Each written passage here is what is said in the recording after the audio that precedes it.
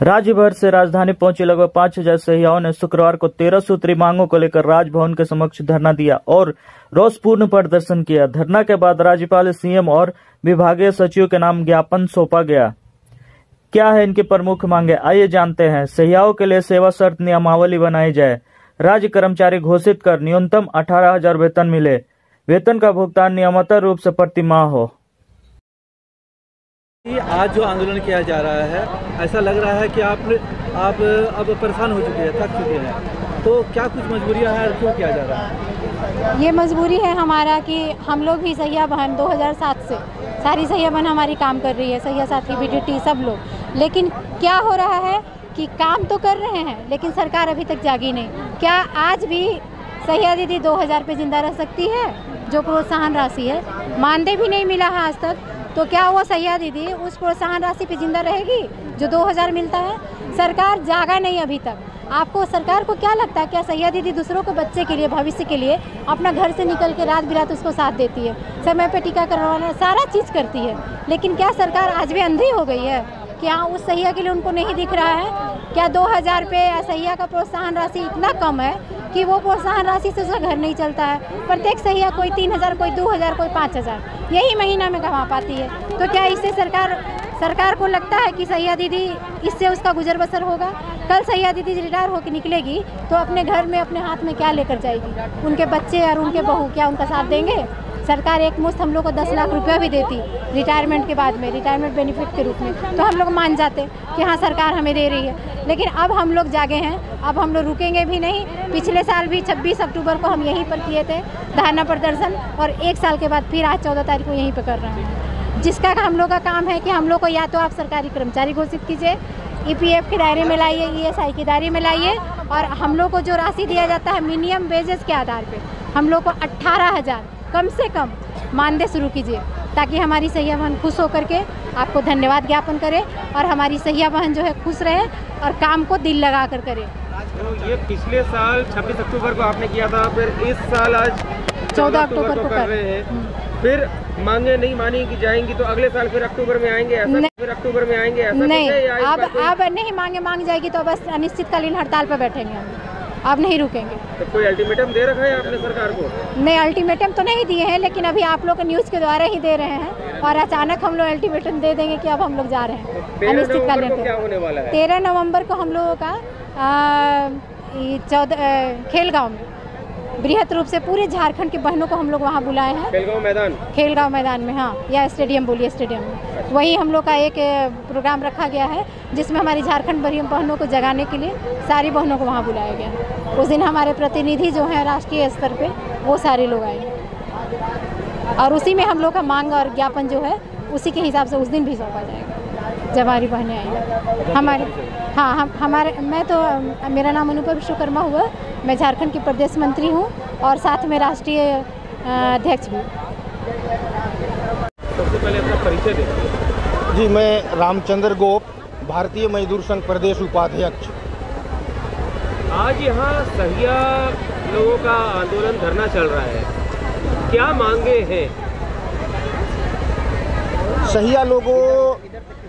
सहिया लोग पिछले वर्ष 26 अक्टूबर को भी धरना करके हेमंत सरकार जी से और अपना मांग किया था कि भाई 2000 रुपया में हमारा पेट नहीं भरता, हमारी मानदेय बढ़ाया जाए। लेकिन 1 साल बीत गया और सरकार ने कोई ध्यान नहीं दिया। क्योंकि अभी सरकार ने कई कल्याणकारी योजनाएं कार्य किया है, आंगनबाड़ी का भी मानदेय बढ़ाया है, मैं धन्यवाद देना चाहता हूं। लेकिन उसी प्रकार जो प्रदेश भर की सहिया और अपने जान जोखिम में डाल करके कोविड काल में जो सरकार का सेवा किया, उनका पेट नहीं भर रहा है। एक तरफ सरकार कहता है कि 18,000 से कम मानदेय नहीं होना चाहिए, तो हम सभी 18,000 रुपया सहिया को मानदेय कम से कम मिलना चाहिए। और यह एक चेतावनी है, आग्रह करने आए हैं।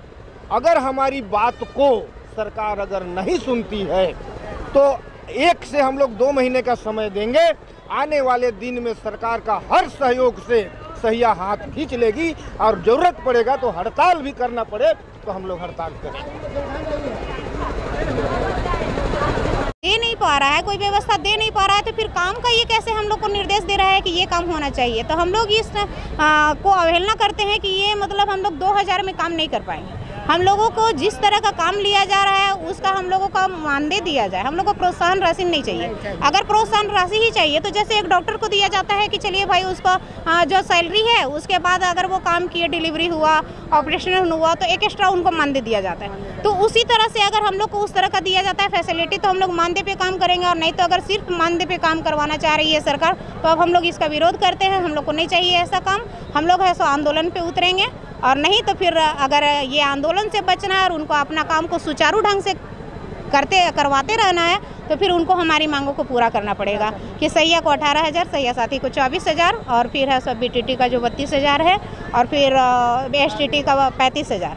तो वो हमारी मांगे पूरी की रहे। और जिस तरह हम लोग को है सो अस्थायीकरण करना है, क्योंकि हम लोग है सो अभी 1 महीना में 24 घंटा काम कर रहे हैं। हम लोग को कोई छुट्टी छपाटी नहीं है। अगर तबीयत खराब भी है तो हम लोगों को काम करनी है, क्योंकि इतना प्रेशर ही दिया जाता है कि हम लोग को कोई गाइडलाइंस नहीं है कि अगर 1 साल ये काम कर रही है तो 1 साल में इनको कितना सरकारी छुट्टी दिया जाए, कितना त्यौहार का छुट्टी दिया जाए, या कितना बीमारी के एवज में छुट्टी दिया जाए, या अपने परिवार को सुव्यवस्थित करने के लिए इनको कितना छुट्टी दिया जाए। इस तरह का कोई गाइडलाइन नहीं, ना ही हमारा TAD है, ना ही हमारा पेंशन है। तो इस तरह में हम लोग काम नहीं कर पाएंगे।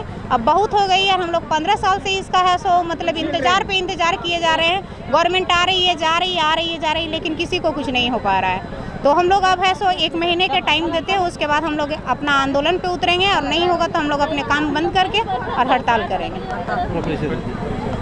अब मेरा नाम सुलेखा देवी है, हम चितरपुर प्रखंड रामगढ़ जिला से हैं। तो काम करवा रहा है सरकार तो वो वाला नहीं है। जब आता है चुनाव का बारी तब बोलता है कि सहियाओं का कुछ वेतन लागू करेंगे।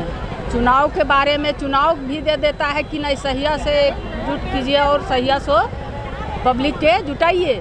आई सब सारा काम करवा रहा है। अभी देखिए जो परसों हो रहा है हॉस्पिटल में सहियाओं को द्वारा हो रहा है। 24 घंटा काम कर रहे हैं सहियाओं, चाहे रात हो, बिरात हो, पानी हो, ठंडा हो, कुछ के व्यवस्था भी नहीं सहियाओं के देते हैं।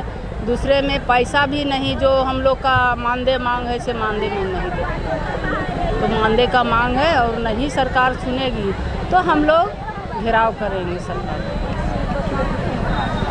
मेरा नाम अभी आपने जैसा बताया कि मानदेय बढ़ाने के लिए आपने कहा 2000 रुपये सरकार दे रही है, तो और बोल रही है ऑनलाइन मीटिंग करने के लिए मोबाइल कहाँ से लाएंगे, खर्चा कहाँ से बेयर करेंगे? जी, अभी ऑनलाइन मीटिंग तो वो नॉर्मली बात है। अभी हम लोगों का है कि जितना डाटा आ रहा है सहिया साथी का, जैसे कि गृह भ्रमण में हो रहा है, सहिया जो कर रही है 6 दौरा 7 दौरा गृह भ्रमण, उसके बाद में है कि जितने प्रसव हुए प्रत्येक मंथ उसका सारा डाटा अब हम लोगों को, और जैसे कि मीटिंग वगैरह भी हुआ, कोई बैठक करवाई सहिया क्षेत्र में अपना, तो वो सारा डाटा है कि उसको ऑनलाइन रिपोर्ट अपडेट करना है, अपने पास रजिस्टर में भी रखना है और ऑनलाइन करना भी है। तो अगर ये ऑनलाइन करने की बात कर रहा है सरकार और हम लोगों को इतना प्रेशर दिया जा रहा है करने के लिए, तो फिर आखिर ऐसा तो नहीं है कि कोई 500 या 1000 रुपया वाला मोबाइल में मेरा ऑनलाइन हो जाएगा, या मान के चलिए कि 20 रुपया का टोकन भरवाएं और उससे मेरा रिचार्ज हो गया और उससे मेरा काम हो जाएगा। हमको यहाँ इतना मतलब इसमें लोड भी हो जा रहा है मोबाइल में कि छोटा मोबाइल काम नहीं करेगा। वो हम अच्छा मोबाइल लेंगे तभी है सो मतलब कि उसमें हम डाटा अपलोड कर सकते हैं, और उसके लिए फिर है कि हमको डाटा अपलोड करने के लिए हमको प्रत्येक महीना रिचार्ज अपडेट रखना पड़ेगा। तो जब हमको 2000 रुपया दे रही है सरकार, तो इसमें हम लोग कहाँ से इसको मेंटेन करें?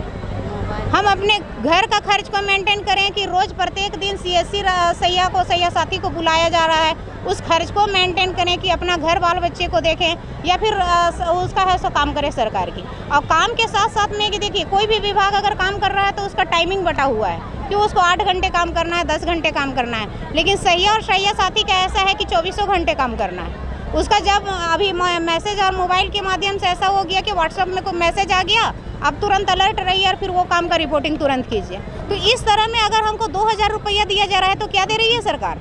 दूसरे देश की, दूसरे राज्य की, दूसरे स्टेट की अगर वो मूल्यांकन कर रहा है तो यहाँ की सरकार क्या सोई हुई है? यहाँ इसको भी तो देखना चाहिए कि हमारी सैया और सैया साथी क्या काम कर रही है, BTT क्या काम कर रहे हैं। जब ये हमको दे नहीं पा रहा है